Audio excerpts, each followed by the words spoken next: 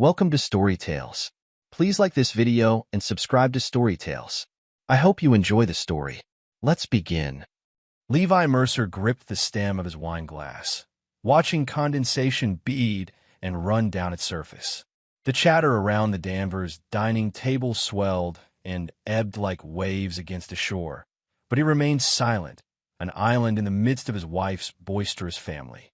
"So, Levi," Hollis Danvers boomed from the head of the table, carving knife glinting under the chandelier light. "How's that tech job treating you these days? Making the big bucks yet?" Bree shot her father a look that Levi recognized all too well, complicity wrapped in feigned innocence.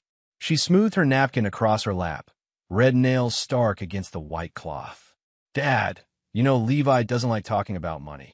I was just promoted last month," Levi said, the familiar tightness gathering in his throat. He'd prepared for this, rehearsed responses in the car on the drive over.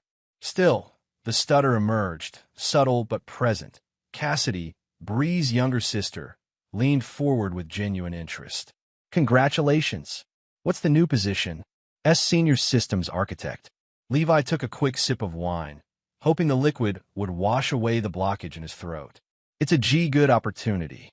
"Well, look at you," Hollis said, sawing through his ham with unnecessary force. "Moving up in the world. Might finally be able to get Bree that vacation house she's always wanted." Bree laughed, the sound musical yet somehow hollow. "Let's not get ahead of ourselves, Dad." Mrs. Danvers passed a bowl of mashed potatoes toward Levi. "More, dear." "Thank you," he managed without stuttering, a small victory that no one but him would notice or celebrate.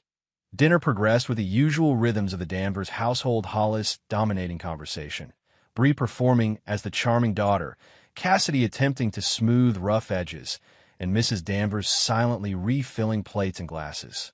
Levi had learned to navigate these waters over the 5 years of his marriage to Bree, finding the quiet moments, speaking only when necessary. When the main course plates were cleared and dessert was being prepared in the kitchen, Hollis raised his glass. "I'd like to propose a toast." Everyone reached for their glasses. Levi's fingers found his cool against his palm. "To family," Hollis declared. "The Danvers clan and our additions." He nodded toward Levi with something that wasn't quite respect. "May the new year bring us all health, wealth, and maybe some grandkids, eh?" He winked at Bree. "Your turn, Levi," Bree said, nudging him with her elbow. "Say something." The table's attention swiveled toward him. 5 pairs of eyes, waiting, judging. Levi began, then felt the familiar seize in his vocal cords. "I want to thank you for welcoming me into your home for Christmas." His pulse quickened, each syllable a mountain to climb. "Family is important, and I'm grateful to be part of yours." The silence that followed lasted only seconds, but to Levi, it stretched like hours. Then Bree cleared her throat. "Oh my God," she said, her voice light with amusement. "Let me translate what my husband is trying to say."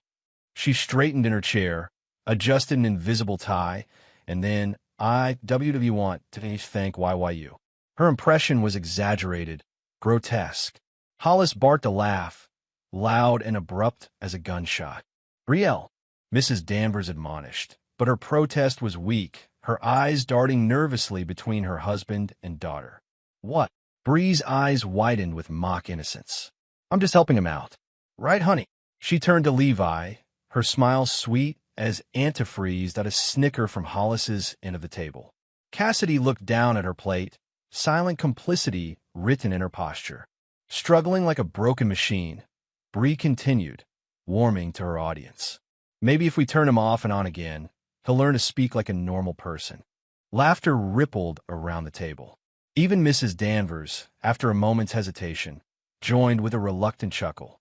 Only Cassidy remained quiet, but she didn't object either. Levi's face burned, but he forced the corners of his mouth upward. A smile-shaped mask that felt like plastic stretched over bone. He rose from his chair, collected his plate, and Bree's. "I'll help with the dishes," he said, each word careful and measured. In the kitchen, he stacked plates with methodical precision, letting water run over his hands until it scalded. The sound of laughter continued from the dining room, punctuated by Bree's voice mimicking his stutter to renewed hilarity. Broken machine. Turn him off and on again. Levi dried his hands, pressed them against the cool granite countertop, and made a decision. Inside, something calculated and cold was spreading, like ice forming over a lake. Bree snored softly beside him, her back turned, hair splayed across the pillow in careless waves.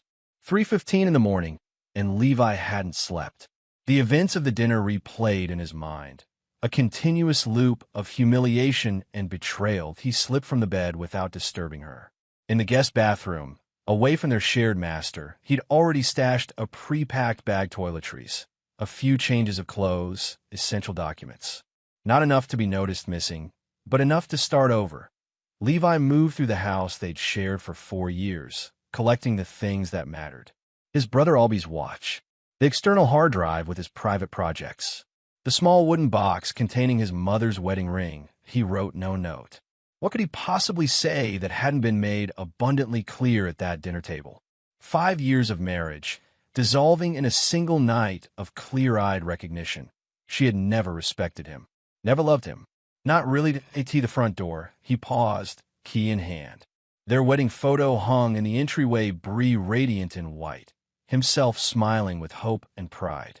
He lifted it from the wall, removed the photo from the frame, and placed it face down on the entry table.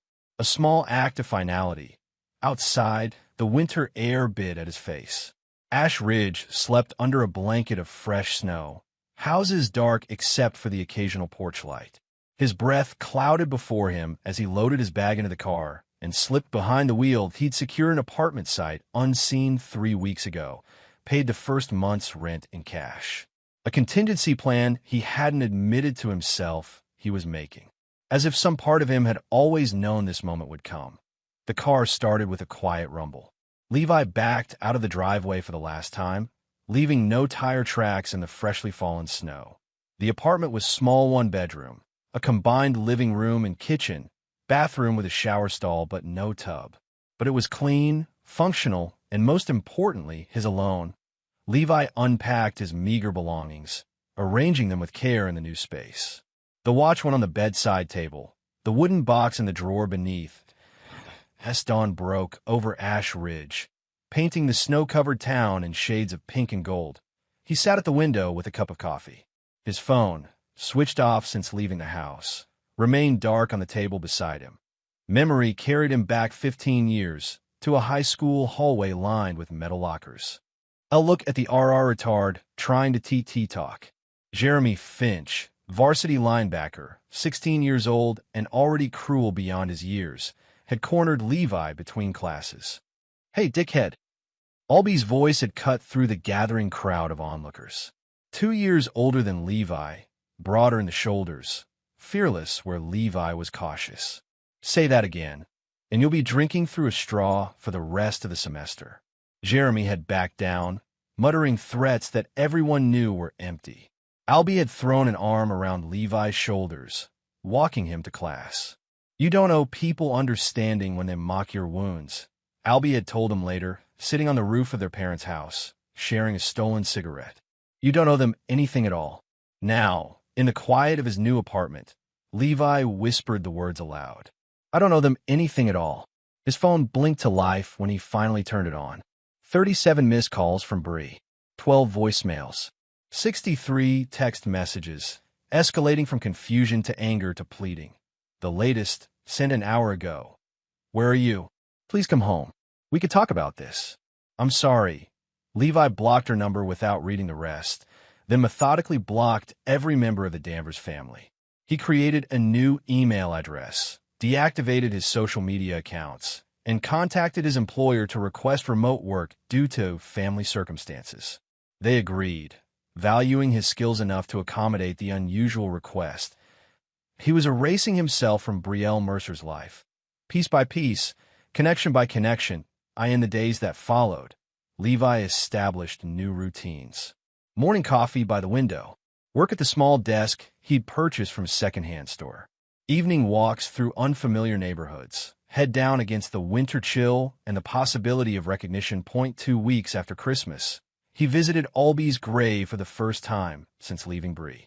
The cemetery was peaceful under its blanket of snow, headstones rising like islands in a frozen sea. Levi brushed snow from his brother's marker, tracing the engraved letters with gloved fingers. Albert James Mercer, beloved son and brother. 1982-2019. I left her, Levi said aloud, his voice clear in the winter stillness. No stutter here, with no one to judge or mock. You were right about her. About all of them. The wind whispered through bare tree branches overhead, nature's quiet acknowledgement. I should have listened to you from the beginning, Levi continued. You saw through her. Saw what I was too. He paused, searching for the word. Not blind, not stupid. Too hopeful to see. Hope, such a dangerous thing. It had led him into Brielle's arms, into her family, into believing he could be accepted despite, or even with his stutter. Hope had made him vulnerable. Never again. On his way back to the apartment, Levi passed a community center with a sign in the window. Speech therapy sessions, Tuesday evenings, that he stopped, considering. Not to fix his stutter, he'd tried that before, with minimal success, but perhaps to gain better control over it. To master clarity under pressure. To find the power in his pauses. It was a beginning. A month after his disappearance, Officer Reeves knocked on Levi's apartment door. Middle-aged, with tired eyes and a perpetually rumpled uniform, he seemed uncomfortable with his assignment. Your wife filed a missing person report, he explained, standing awkwardly in the doorway. Says you vanished Christmas night. As you can see, I'm not missing, Levi replied, gesturing to his clearly inhabited apartment. I left of my own free will. Mind if I ask why? Officer Reeves didn't step inside, respecting the boundary Levi had established with his body language. I'd rather not discuss my private matters. The officer nodded, making a note in his small pad. She's worried about you. She shouldn't be. Will you at least let her know you're alive and well? Save the department some paperwork. Levi considered this, then shook his head. No, I'm exercising my right to privacy. I'm an adult of sound mind, as you can confirm, and I choose to have no contact with Brielle Mercer. Officer Reeves sighed, but didn't argue. Fair enough. I'll let her know you've been found and are choosing no contact. But don't be surprised if she keeps trying. I've blocked her number, Levi said. And if she comes here, I'll file for a restraining order. After the officer left, Levi sat by the window, watching snow begin to fall again. The branch of a nearby maple tree tapped against the glass with each gust of wind, like fingernails seeking entrance, but he was under no illusions this was just the beginning. Bree wouldn't accept his departure so easily. She wasn't used to losing, to being left, to having her desires thwarted. And when Brielle Danvers Mercer didn't get what she wanted, she became dangerous. Let her come, he thought. I'm not the same man who left that dinner table. I'm becoming something else, something that doesn't break. Something she can't turn off and on again. February in Ash Ridge brought freezing rain that encased the town in a glittering shell of ice. Levi watched it form from his apartment window, coating tree branches and power lines with crystalline armor. His phone buzzed with a text from a number he didn't recognize. It's Cassidy. Got a new phone. Need to talk to you. Pleased that Levi's thumb hovered over the block button, then paused. Cassidy had been there at the dinner, had witnessed his humiliation, had said nothing in his defense. But unlike Bree or Hollis, she hadn't actively participated. Still, she was a Danvers. Blood running thick with the same casual cruelty, he blocked the number without responding. Later that afternoon, a knock at his door. When he checked through the peephole, no one was there, but a folded note had been slipped underneath. Levi, I know you're in there. People are talking. They're saying you had some kind of breakdown. Mom and Dad are telling everyone you're mentally unstable. Please let me explain. Cassidy, he crumpled the note and threw it away. The next day, another one that what Bree did was wrong. I should have said something. I'm sorry. Please call me. Cassidy, this one he burned in the sink, watching the edges curl and blacken before flushing the ashes down the drain. 3 days later, Elgin Price from next door, a retired professor with wild hair and perpetually ink-stained fingers, intercepted him in the building's cramped lobby. Your sister-in-law's been asking around about you, Elgin said without preamble. Blonde, about 30, looks like she could sell ice to Eskimos or break your heart without blinking. That one. That's Cassidy, Levi confirmed, shifting his grocery bag to his other arm. Did you tell her anything? Not my business to tell. Elgin shrugged. But thought you should know. She's persistent. Levi thanked him and retreated to his apartment, double-checking the locks. Cassidy's involvement was unexpected. She had always been Bree's shadow, the quieter sister, content to bask in the reflected glory of Brielle's charisma. That night, he heard it for the first time, the sound of Bree's voice, carrying through the night air. He'd been careful, selecting an apartment building across town, paying cash, using a P.O. box for mail. But somehow she'd found him. Levi. Her voice echoed in the parking lot below. I know you're in there. You can't just disappear. He didn't approach the window, didn't give her the satisfaction of seeing his silhouette. Instead, he sat perfectly still at his kitchen table, listening. This is ridiculous. It was a joke. One stupid joke, and you blow up our entire marriage. Her voice grew louder, angrier as the silence from his apartment continued. 5 years, Levi. 5 years, and you don't even have the decency to leave a note? To talk to me like an adult? You're proving everyone right about you. The sound of something hitting the building, a rock or ice ball thrown in frustration. Fine. Hide in there. Run away from your problems like you always do. You think this makes you strong? It makes you a coward. Eventually, a car engine started, and tires squealed against ice as she drove away. Levi released the breath he'd been holding, unclenched his fists to find half-moon indentations where his nails had dug into his palms. The next morning, Elgin knocked on his door. Got a security system you might be interested in, he said when Levi answered. Nothing fancy, just some cameras that connect to your phone. After last night's performance, figured you might want eyes on your parking lot. Why are you helping me? Levi asked, genuinely puzzled. They'd exchanged no more than brief greetings before this. Elgin scratched his stubbled chin. Let's just say I recognize the look of a man who's done being everyone's punching bag. He offered a lopsided smile. Also, your ex woke me up, and I'm a vengeful old bastard when it comes to my sleep. The cameras were installed that afternoon, and Levi gave Elgin a bottle of scotch in thanks. An unexpected alliance, but a welcome one. Over the following weeks, Bree's presence became a regular occurrence. Notes shoved under his door. Late-night shouts from the parking lot. Once, flowers left outside with an apology card that read simply, I miss you.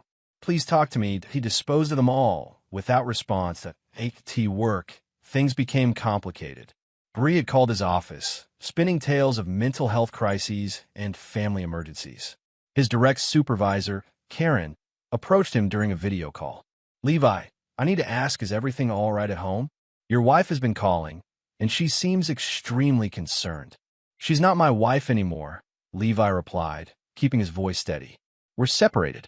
She's having trouble accepting that. Karen's expression softened with understanding. I'm sorry to hear that. Do you need any support? Time off? No, Levi said firmly. Work is the one normal thing in my life right now. I like to keep it that way. Of course. Just let me know if that changes. As winter melted into spring, the gossip in Ash Ridge evolved. Levi heard snippets from Elgin, who seemed to delight in collecting the various versions of his disappearance circulating through town. According to the ladies at the book club, you had a full psychotic break, Elgin reported, chuckling as they set up a chessboard on his cluttered balcony. Apparently, you're living in the woods, writing manifestos on tree bark. Levi moved a pawn forward. And what does Brielle say to that? Oh, she's playing the concerned, long-suffering wife. Claims you've struggled with your mental health for years, that the holidays triggered some kind of episode. Elgin captured the pawn with a satisfied smirk. But people are starting to talk. They remember how she used to treat you in public. Little comments, little jabs. Nobody likes a bully, even a pretty one. The knowledge that Bree was losing social standing shouldn't have satisfied him as much as it did. But Levi savored it nonetheless, a small taste of what was to come. On a Tuesday evening in early April, Levi attended his first speech therapy session at the community center. The group was small, 5 other adults, ranging in age from their 20s to their 60s, all dealing with various speech impediments. The therapist, Dr. Marina Chun, was in her 40s with calm eyes and a direct manner that Levi appreciated. No empty platitudes or false promises of miraculous cures. Speech is power, she told the group during their first session. Humans communicate in many ways, but in our society, verbal communication carries particular weight. Our goal isn't to erase your stutter or lisp or unique speech pattern. It's to give you control over it, to find your voice and your power within it. Levi practiced breathing techniques, mouth exercises, and strategies for managing stress during speech. He learned to embrace the pauses his stutter created, to use them intentionally rather than fighting against them. A pause can be powerful, Dr. Chin told him during a one-on-one moment. It creates anticipation, makes people listen more closely to what follows. Many great orators use deliberate pauses for dramatic effect. The idea resonated with him, transforming what had always been a weakness into a potential strength. After a therapy session in late April, Levi spotted a familiar figure leaning against a car in the community center parking lot. Jory Lang, Albie's former girlfriend. They hadn't spoken since Albie's funeral 5 years ago. She straightened when she saw him, tucking a strand of auburn hair behind her ear. "I thought it was you," she said, approaching with cautious steps. "I volunteer at the center on Thursdays. Cassidy mentioned she'd seen you here." Levi's guard immediately went up. "Are you reporting back to the Danvers family now?" Jory's eyebrows rose. "No, absolutely not. I ran into Cassidy at the grocery store. She's worried about you." "I don't need her worry." "Fair enough." Jory didn't push, didn't press for explanations. It was one of the things Albie had loved about her, her ability to respect boundaries. "It's good to see you, Levi." "You look different," he supplied. "I was going to say more yourself." She smiled slightly. Albie would be glad. The mention of his brother created a momentary crack in Levi's carefully constructed armor. Would he? He always wanted you to stand up for yourself more. Jory glanced at her watch. "I have to go, but..." She hesitated, then pulled a business card from her pocket. "I'm working at Westridge Medical Center now. Nursing supervisor. If you ever want to grab coffee, catch up." Levi took the card, tucked it into his jacket pocket. "Thank you." As he watched her walk away, something Albie had said years ago echoed in his mind. Jory gets it. She sees people really sees them. Back at his apartment, Levi pinned Jory's card to his refrigerator with a magnet. Not ready to call her yet, but not willing to discard the connection either. That night, his phone buzzed with a notification from the security app. Movement in the parking lot. Through the grainy night vision feed, he watched Bree approach the building, paper in hand. Another note, presumably. But instead of slipping it under his door, she taped it to the building's main entrance, where anyone entering or leaving would see it. The next morning, he retrieved it before any of his neighbors could read its contents. "I know you're hurting. I know I hurt you. But disappearing like this is cruel. My therapist says you're punishing me to make yourself feel powerful. Is it working, Levi? Do you feel like a big man now? Call me. We need to talk this through like adults." Her handwriting was perfect, as always, each letter precisely formed. Even in written form, Bree's voice carried its familiar mix of concern and condescension, the subtle poison wrapped in sweet reasoning. Levi tore the note into tiny pieces and scattered them into the wind. 2 days later, he called Jory. They met at a small cafe on the outskirts of town, away from the usual Ash Ridge hangouts. Jory wore scrubs under her jacket, coming straight from an overnight shift. "Sorry about the outfit," she said, sliding into the booth across from him. "And my general zombie appearance."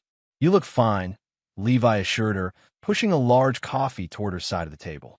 "I remember Albie saying you survived on caffeine during nursing school." She smiled at the memory, wrapping her hands around the mug.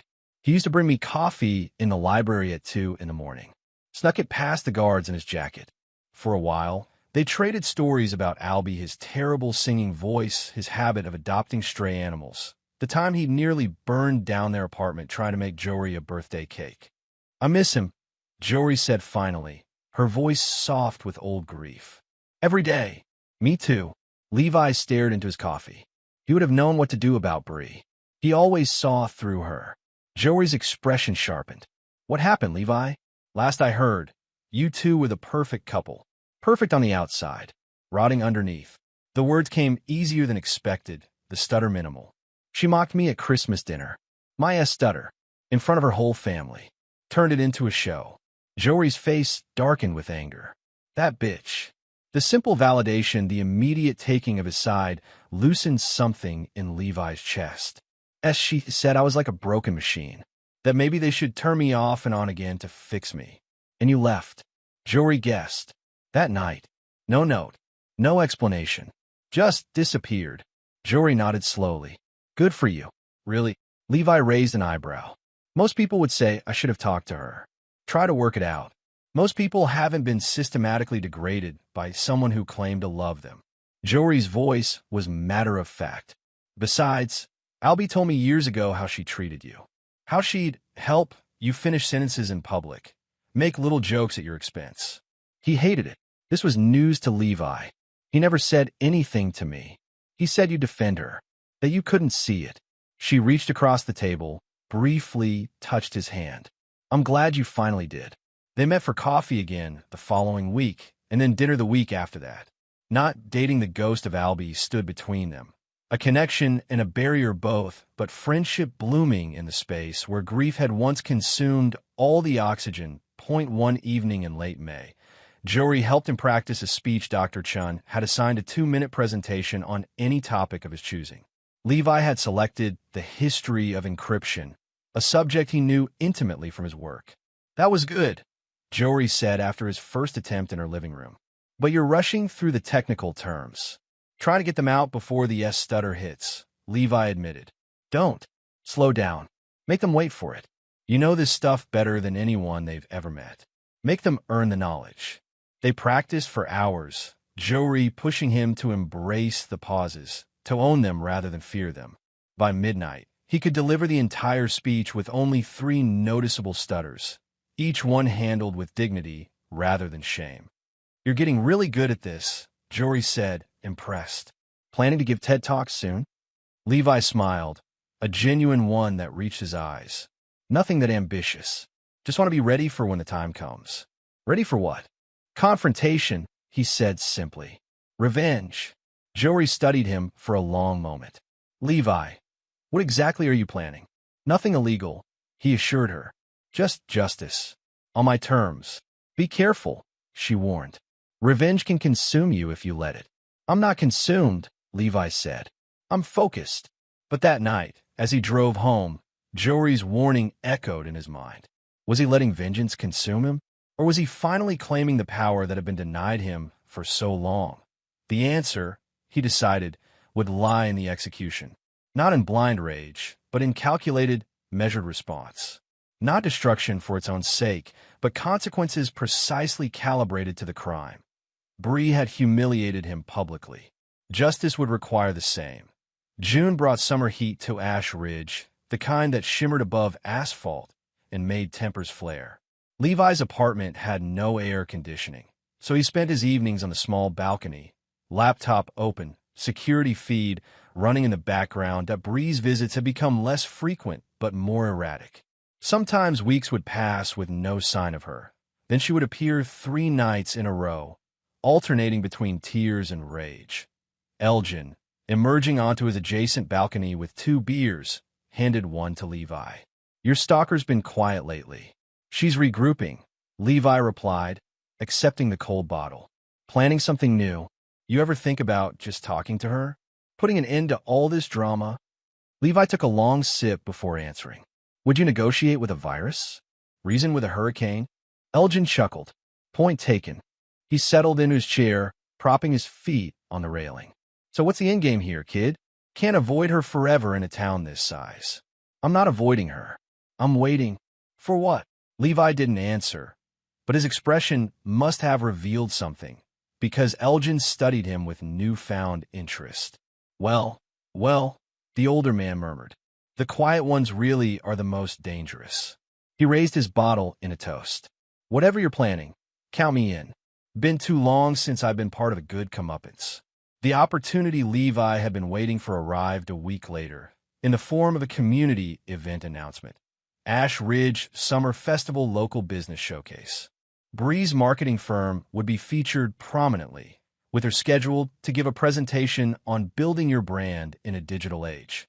Her first major public appearance since Levi's departure. Perfect. Levi had been meticulously combing through old videos from their marriage family gatherings, parties, holidays. Moments when Bree thought she was being subtly cruel. When she didn't realize she was being recorded, he found what he needed in footage from Thanksgiving 2 years earlier. Bree, slightly drunk on wine, demonstrating Levi's stutter to her college friends, laughing as she exaggerated his halting speech. This is him trying to order at a restaurant. IIWW would LL like the CC chicken dot. The group's laughter. The camera panning to Levi's face, his forced smile, the humiliation in his eyes. Using skills honed during his years in tech, Levi edited the clip, removing any identifying features of the other guests, enhancing the audio to clearly capture Bree's mockery. 3 minutes and 27 seconds of pure, undeniable cruelty he sent anonymously to Derek Hadley, host of Ash Ridge's most popular radio show and notorious gossip. Included was a brief message. Thought you might find this interesting. Local marketing executive Brielle Mercer, showing her true colors. 3 days before the summer festival, Derek played the clip on his morning show. Listeners, I've received some disturbing footage of one of our local business leaders, Brielle Mercer of Pinnacle Marketing, mocking individuals with speech impediments. Derek announced, his voice serious with performative concern. I warn you, what you're about to hear is quite upsetting. The clip played in its entirety. Now, I have to say, Derek continued after it ended, this kind of behavior is completely unacceptable in today's society. We've reached out to Ms. Mercer for comment, but haven't received a response yet.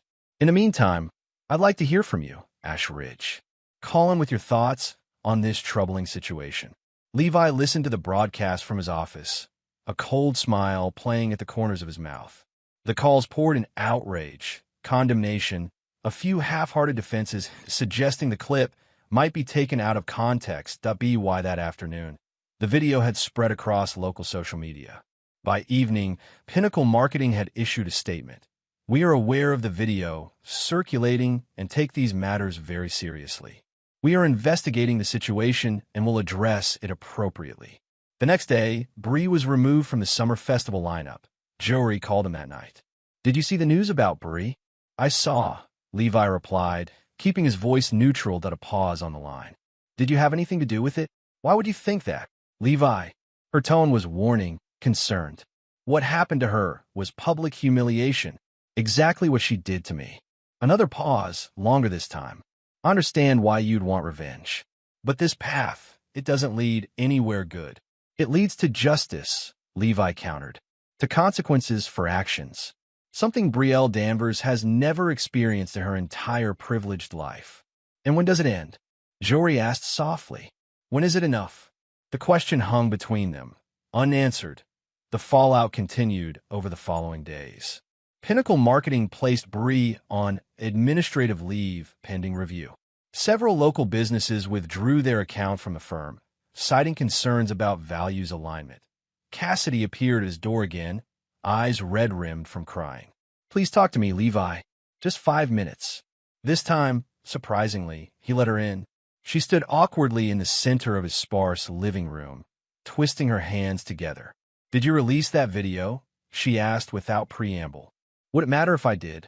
Levi countered, remaining standing, maintaining the power dynamic. Bree's falling apart. Dad's furious. The family name is being dragged through the mud. The precious Danvers name, Levi interrupted, voice soft but cutting. Always the most important thing, isn't it? More important than kindness. More important than decency. Cassidy flinched. What happened at Christmas was wrong. I should have said something. I'm sorry, but you didn't say anything. You sat there and watched. Just like you always do. That's not fair. No, it's perfectly fair. Levi stepped closer, his stutter completely absent in the face of righteous anger. You watched her humiliate me for years. Little comments, little jabs. Death by 1,000 cuts. And you never once spoke up. Tears spilled down Cassidy's cheeks. I was afraid of her too, she whispered. Of Dad. Of disappointing them. You don't know what it's like to grow up in that house. I lived with her for 5 years. I have some idea. Cassidy wiped her tears with the back of her hand. What do you want, Levi? An apology? Fine, I'm sorry. I'm so sorry. Is that enough? Will you call off whatever campaign you're running against my sister now? Levi regarded her silently for a long moment. Did you know Albie recorded that Thanksgiving dinner 2 years ago?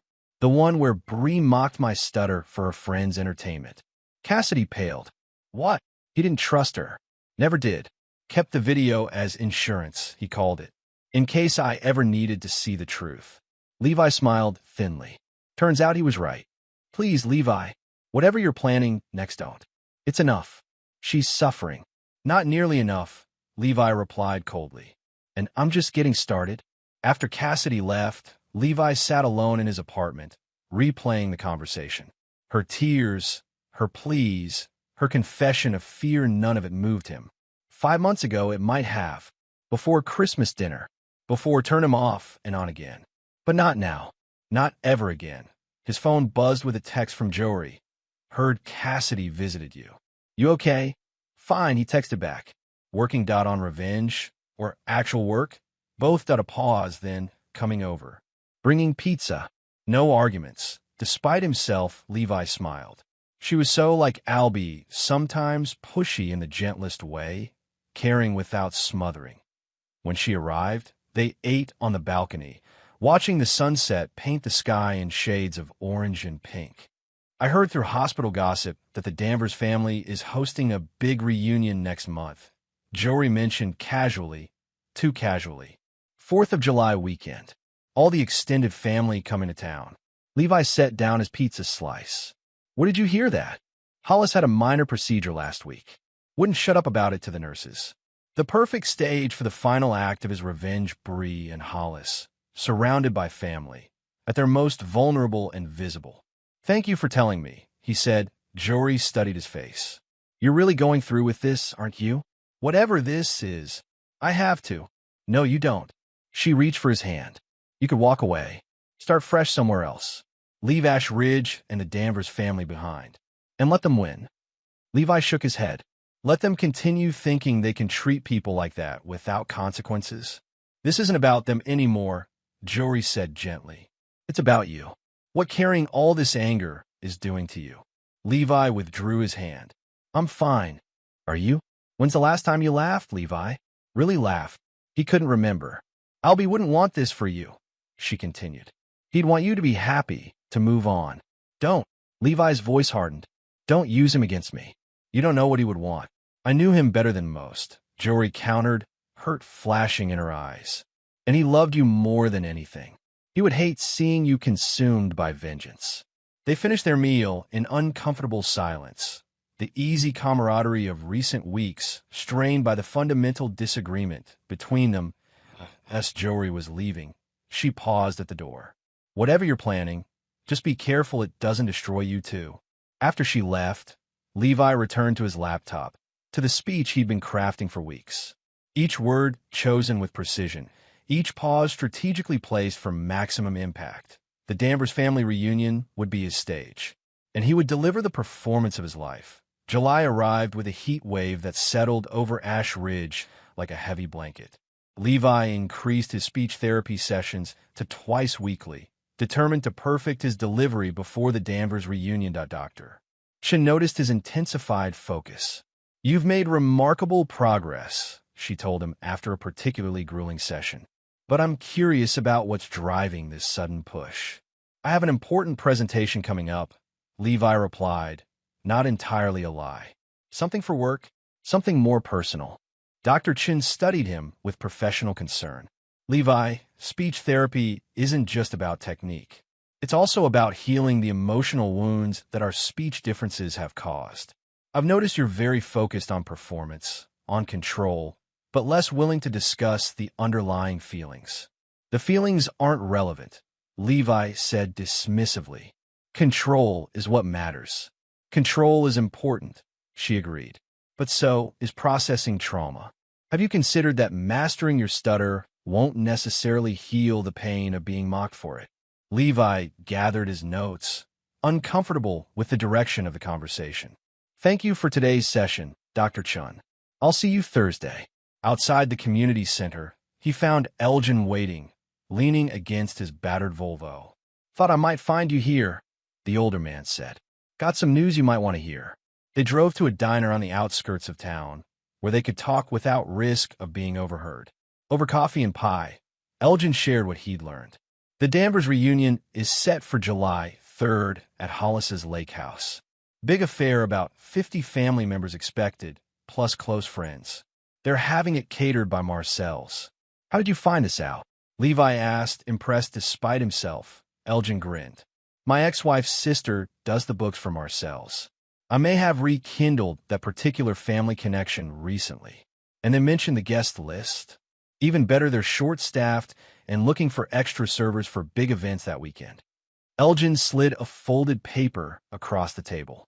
"Application form. In case you know anyone looking for temporary work who might want access to a certain family gathering." Levi stared at the form, mind racing with possibilities. "Elgin, why are you helping me like this?" The older man's expression sobered. 30 years ago, I was you. Different circumstances, different people doing the hurting, but the same pain. Wish I'd had someone in my corner back then." He shrugged, suddenly self-conscious. Besides, nothing quite as satisfying as watching entitled people get exactly what they deserve. Back at his apartment, Levi considered Elgin's information. Working as a server would give him access to the reunion, but it would also place him in a subservient position exactly where the Danvers family was used to seeing him. Exactly where they'd expect him to be. And no, he wouldn't come as a server, as someone easily dismissed or ignored. He would come as himself, uninvited and unannounced. He would command their attention on his terms that he called Jory, surprised when she answered on the first ring. "I owe you an apology," he said without preamble. "You were right to question my motivations, to worry about what this focus on revenge is doing to me." Jory was silent for a moment. "Does this mean you're reconsidering?" "No," Levi admitted. "But I want to do this right. Not from blind rage, but from a place of clarity. And I could use your help." "What kind of help?" "I need someone to listen to my speech. Someone who'll be honest about whether I'm crossing a line from justice into cruelty." Another pause. "When?" "Tonight." She agreed to come over, arriving an hour later with a bottle of wine and wary eyes. They sat on the balcony as the sun set, and Levi handed her the printed copy of his speech. "I want you to read it first," he said. "Then I'll perform it, and you can tell me if they're different experiences." Jory read in silence, her expression giving nothing away. When she finished, she looked up, meeting his gaze directly. "It's powerful," she said quietly, "and truthful. But Levi, delivering this to the entire Danvers family, it's going to burn bridges permanently." "Those bridges were already burned at Christmas dinner," he replied. "They just don't know it yet." "Then let me hear you deliver it." Levi stood, centering himself the way Dr. Chun had taught him. He took 3 deep breaths, felt his diaphragm expand and contract. Then he began. The words flowed more smoothly than they ever had before, his stutter emerging only at strategic moments, points where the slight hesitation actually enhanced the emotional impact. He maintained eye contact with Jory throughout, watching her expression shift from wariness to surprise to something like respect. When he finished, the balcony was silent except for the distant sounds of traffic and cicadas. "Well?" he asked finally. "It's not what I expected," Jory admitted. "I thought you'd go for public humiliation, the way she humiliated you.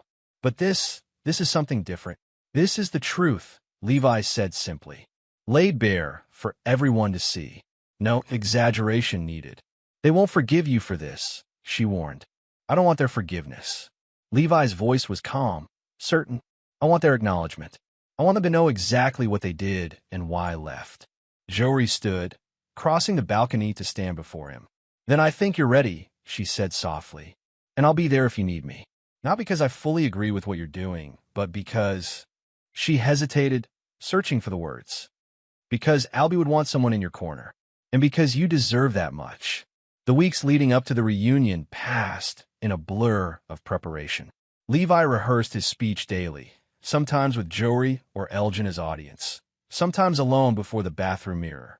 He purchased a new suit, charcoal gray with a subtle blue pinstripe. had his hair cut, beard trimmed to precision. The night before the reunion, Jory stayed late at his apartment, running through final preparations.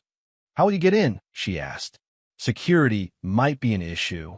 "Cassidy," Levi replied. "She's been trying to make amends for months. I called her this afternoon, told her I'm ready to talk. She's meeting me at the side entrance at 2 p.m. "You're using her," Jory pointed out, frowning. "She used me for years as a buffer between herself and Bree's cruelty," Levi countered. "Let's call it even." Jory shook her head, but didn't argue. "What's your exit strategy? After the speech, things could get ugly. I'll have my car waiting in the public lot across from the lake house. Once I've said my piece, I leave. Simple. And if Hollis tries to stop you, the man has a temper, Levi. Let him try." Levi's voice was cold with certainty. "I'm not afraid of him anymore." Later, alone in his apartment, Levi stood at the window, watching lightning flicker on the horizon, a summer storm building in the distance. 6 months since Christmas dinner. 6 months of planning, preparing, transforming himself from victim to avenger. Tomorrow, it would end. Tomorrow, the Danvers family would learn exactly what happened when you tried to turn Levi Mercer off and on again. July 3rd dawned clear and hot, the promised storm having passed to the north overnight. Levi woke early, mind sharp with purpose, body humming with controlled energy. He dressed with methodical care, new suit, crisp white shirt, tie the exact blue of his eyes. In the bathroom mirror, he studied his reflection. The man who looked back at him bore little resemblance to the one who had slipped away from Bree's house 6 months earlier. This man stood straighter, his gaze direct and unflinching. This man knew his worth. The lake house came into view as Levi crested the final hill, a sprawling cedar and glass structure perched on the shores of Lake Stillwater. Cars lined the long driveway and spilled onto the public access road, the Danvers clan out in force, plus friends and business associates invited to witness the family's prosperity and harmony. Levi parked in the public lot as planned, checking his phone to find a text from Cassidy. "I'm at the side gate." "Where are you?" "5 minutes away." "Wait for me," he replied, adjusting his tie one final time before exiting the car. The July heat enveloped him immediately, but he didn't sweat. Cool purpose sustained him as he walked the path toward the lake house, rehearsing his opening lines silently. Cassidy spotted him before he saw her, hurrying down the path to intercept him. She wore a summery floral dress, hair pulled back in a neat ponytail, the very picture of wholesome family celebration. "Levi," she greeted him, voice low and nervous. "I'm so glad you came. I really think if you and Bree just talk." "Is everyone here?" he interrupted, scanning the property beyond her. "Yes, we just finished lunch. People are having drinks on the back deck now." She frowned slightly, taking in his formal attire. "You're very dressed up. I told everyone you were coming casually." "You told them." A flicker of annoyance disrupted his careful calm. "Just that you'd agreed to talk. That we might be able to work things out as a family." Cassidy reached for his arm. "Levi, Bree's been through a lot since that video leaked. She lost her position at Pinnacle. She's been seeing a therapist. She's trying to change." "Too late," Levi said simply, gently removing her hand from his sleeve. "Are you going to let me in, or should I find another way?" Something in his tone made Cassidy step back, really seeing him perhaps for the first time. "What are you planning?" "The truth, Cassidy. That's all. Just the truth in front of witnesses." She hesitated, clearly conflicted, then sighed in resignation. "This way." They walked together along a flagstone path that curved around the side of the house, the sounds of music and conversation growing louder as they approached the back deck. Levi's heartbeat remained steady, his breathing controlled. As they rounded the corner, the gathering came into view. Dozens of people scattered across the multi-level deck and manicured lawn, drinks in hand, laughter rising in the summer air. Hollis stood near the grill, holding court with a group of middle-aged men who laughed too loudly at his jokes. Mrs. Danvers flitted between groups, the perfect hostess, and Bree stood alone at the deck railing, staring out at the lake, a glass of white wine dangling from her fingers. She'd lost weight, Levi noted dispassionately. The summer dress she wore hung loosely on her frame, and her hair lacked its usual perfect styling. The group nearest the path noticed him first, conversation faltering as recognition dawned. The silence spread outward in ripples, until even Hollis turned to see what had captured everyone's attention. Levi, Bree breathed, the wine glass slipping from her fingers and shattering on the deck. No one moved to clean it up. Hollis recovered first, setting down his spatula and moving toward Levi with forced joviality. Well, look who decided to rejoin the land of the living. Cassidy said you might stop by. His voice boomed across the suddenly quiet gathering. Get this man a beer, someone. Levi remained where he was, just at the edge of the deck. No beer for me. Thanks. I won't be staying long. Nonsense. Hollis insisted, closing the distance between them. You're family. Of course you're staying. I'm not family, Levi replied evenly. I never was. The statement hung in the air, heavy with implication. Bree took a step forward, her face a complex mix of hope and wariness. Levi, she said louder this time. Can we talk? Privately? No, Brielle, he answered, his voice carrying across the deck without him having to raise it. No stutter, no hesitation. What I have to say, I'll say in front of everyone. Hollis's jovial mask slipped, revealing the anger beneath. Now listen here, boy. No, you listen. Levi cut him off, stepping onto the deck, claiming the space. For once in your life, Hollis, you're going to listen to someone else speak. The gathering collectively held its breath. Levi surveyed the crowd, relatives he recognized from holidays and weddings, friends of the family who had witnessed his humiliation over the years, strangers who were about to learn exactly who the Danvers family really was. Perfect. Levi moved to the center of the deck, positioning himself where everyone could see and hear him. The crowd parted unconsciously, creating a circle around him. Out of the corner of his eye, he spotted Jory slipping into the gathering, standing near the back for support as promised. 6 months ago, he began, his voice clear and measured. I sat at the Danvers family Christmas dinner table. It was my 5th Christmas with Brielle, my 3rd as her husband. I was asked to make a toast. Bree took another step forward, panic flashing in her eyes. Levi, please. He continued as if she hadn't spoken. When I stood to speak, my stutter, the speech impediment I've had since childhood, emerged, as it often does in moments of stress or public attention. Around the deck, people shifted uncomfortably, some avoiding eye contact, others watching with confused interest, not yet understanding where this was leading. Brielle, Levi said, turning to face his wife directly, decided this was the perfect opportunity for entertainment. She mimicked my stutter, exaggerated it for laughs. Call me a broken machine. Suggested they turn me off and on again to fix me. Gasps and murmurs rippled through the crowd. Mrs. Danvers pressed a hand to her mouth. Hollis's face darkened with anger. Now, you might think that's just one incident. One bad moment. Everyone says hurtful things sometimes. Levi's gaze swept the gathering. But that night wasn't an isolated incident. It was simply the moment when I finally recognized the pattern that had defined our marriage from the beginning. He took a deliberate pause, letting the silence emphasize his next words. For 5 years, I was the target of constant, subtle degradation. Little comments about my speech. Jokes at my expense. Bree, helping me finish sentences in public, as if I were a child. Hollis and Bree exchanging looks when I struggled with a word, their private amusement at my expense. Levi turned to address the extended family directly. You all saw it. At weddings, at holidays, at family gatherings, just like this one. Some of you laughed along. Some looked away uncomfortably. None of you said a word in my defense. Several people in the crowd had the decency to look ashamed.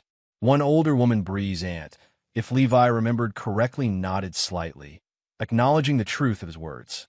That night, I finally understood what my brother Albie had tried to tell me years ago, that I didn't owe understanding to people who mocked my wounds. That I deserved basic respect, especially from those who claimed to love me. Levi's voice remained steady, but he allowed his stutter to emerge naturally on the next sentence, using it for emphasis rather than hiding it. So I left, without a note, without an explanation. Because the truth is, no explanation should have been unnecessary. The reason for my departure should have been obvious to anyone with a conscience. Bree stepped into the circle now, tears streaming down her face. Levi, I'm sorry. I was thoughtless and cruel. I've been in therapy, trying to understand why I treated you that way. Please, give me a chance to make it right. There's nothing to make right, Brielle, Levi replied calmly. Our marriage is over. I'm not here for reconciliation. Then why are you here? Hollis demanded, moving to stand protectively beside his daughter. To humiliate her in front of everyone? To get your revenge? Not revenge, Levi corrected. Acknowledgement. I want everyone here to understand exactly what happened and why I left. I want the truth to be spoken aloud, just once, in this family where secrets and cruelty hide behind smiles and social niceties. He straightened his shoulders, gaining strength with each word. You try to break me because I paused when I spoke. But now, you'll remember every word I say clearly. The impact of his statement was visible on every face in the gathering. Several guests glanced at each other uneasily. An older couple near the back quietly gathered their things and slipped away. A crack had formed in the perfect facade of the Danvers family, and it was spreading. That's enough. Hollis stepped forward, grabbing Levi's arm. You said your piece. Now get out before I throw you out. Levi looked pointedly at Hollis's hand until he removed it. I'm leaving, Hollis. But know this, I'm not the weak, accommodating man you remember. I don't fear you. I don't need your approval or acceptance. And I certainly don't forgive you. He turned back to address the entire gathering one final time. Judge for yourselves what kind of family mocks a disability for entertainment. What kind of father encourages his daughter's cruelty? What kind of people you want to associate with going forward? With that, Levi straightened his tie, nodded once to Jory at the back of the crowd, and walked calmly through the parting guests toward the side path. Behind him, shocked silence gave way to urgent whispers and muffled conversations. As he reached the edge of the property, Cassidy caught up with him, breathless and wide-eyed. Levi, wait. He paused, turning to face her. What is it, Cassidy? She hesitated, conflict evident in her expression, then seemed to come to a decision. I have something you should see. Something that proves everything you just said. Cassidy's hands trembled as she pulled a flash drive from her purse. I've been keeping this since Christmas, she explained, voice low and rushed. I didn't know what to do with it, whether I should give it to you or destroy it. What is it?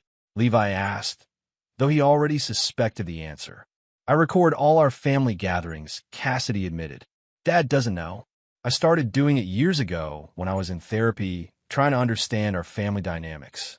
That night Christmas dinner, I got everything. The toast, what Bree said, all of it. Levi stared at the small device she pressed into his palm, its weight insignificant compared to the potential power it contained. Concrete evidence of his humiliation captured in real time. Why are you giving this to me now? He asked, studying her face. Cassidy glanced back toward the lake house, where raised voices could be heard even from this distance. Because you were right. About all of it. The way they treated you, the way I stood by and did nothing. She met his eyes directly. I've spent my whole life enabling Bree and Dad's behavior. Maybe it's time someone held them accountable.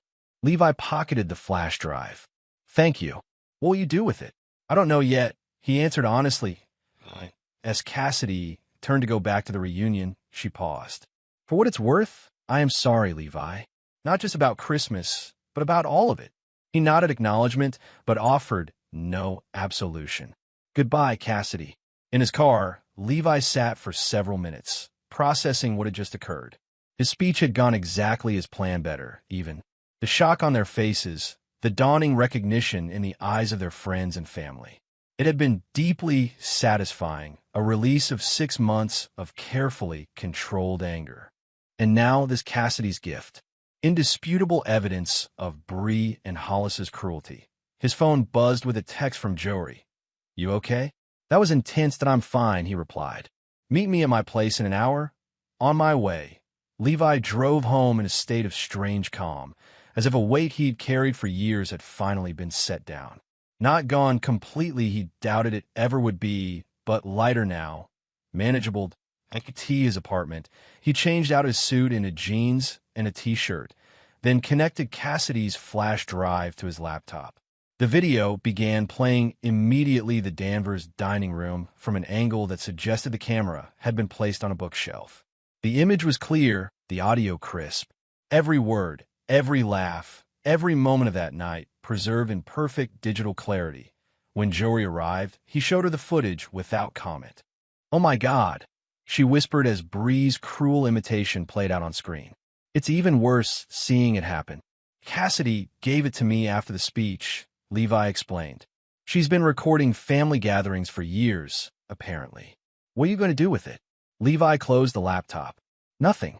The speech was enough." Jory looked surprised. "Really? After all this planning, all this focus on revenge? You have the perfect weapon right there." "It was never about revenge," Levi said, realizing as he spoke that it was true. "It was about being heard, about saying my piece without stumbling, without being interrupted or mocked. Today I did that. So it's over? Just like that?" "Not exactly." Levi smiled slightly. "There's one more surprise coming their way. I submitted that video anonymously to Bree's workplace yesterday." Jory's eyes widened. "Levi," along with several other clips from holidays and gatherings, showing a pattern of behavior over years. Enough evidence to demonstrate that the Thanksgiving video wasn't an isolated incident. "That's why you delayed your confrontation until today," Jory realized. "So they be dealing with the family fallout at the same time as the professional consequences." Levi nodded. "Pinnacle Marketing has been looking for a reason to cut ties with her completely. This gives them the justification they need. And Hollis is up for re-election to the school board next month. Let's see how his candidacy holds up when parents learn how he treats someone with a disability." "Scorched earth," Jory murmured, not entirely disapproving. "They tried to burn me first," Levi replied simply. "I'm just returning the favor." The professional consequences materialized quickly. By Monday morning, Bree had been officially terminated from Pinnacle Marketing, the company citing behavior inconsistent with our values of inclusivity and respect. Hollis, facing mounting public pressure, withdrew from the school board race, citing family priorities that everyone in town understood as damage control.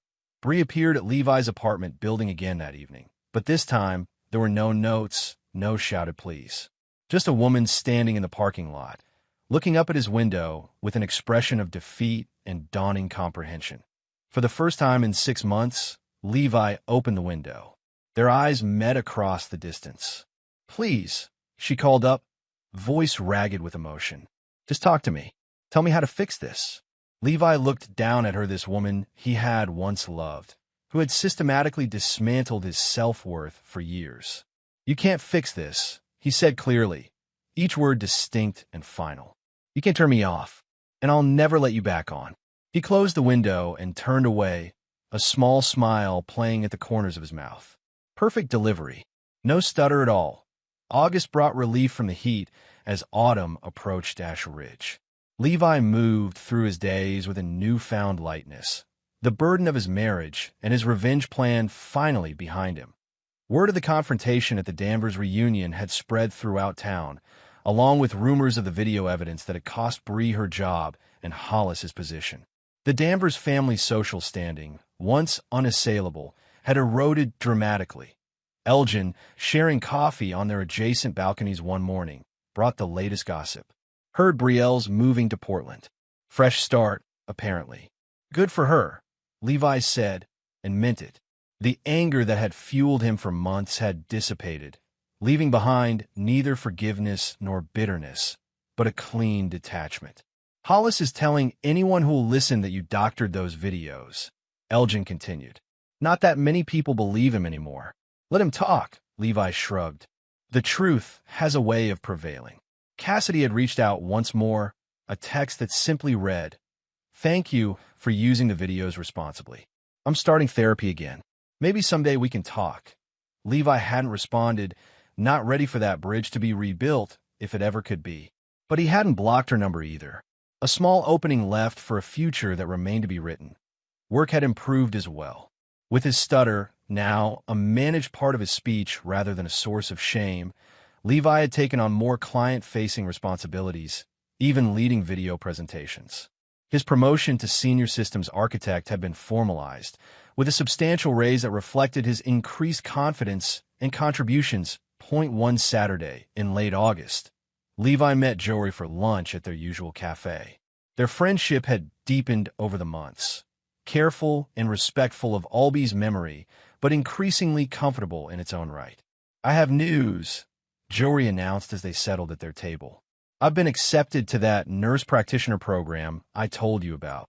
"That's fantastic," Levi said warmly. "You'll be brilliant at it." "It's in Seattle," she added, watching his face carefully. "I start in January." "Seattle," Levi repeated, absorbing this. "That's far. 6 hours by car. Less by plane." Jory fidgeted with her napkin. "I was wondering if maybe you might consider applying for jobs there too. Eventually, when you're ready." The suggestion hung between them, loaded with unspoken possibilities. "I don't know if I'm ready to leave Ash Ridge yet," Levi admitted. "There's still something I need to do here first." "What's that?" "Visit Albie once more. Properly this time."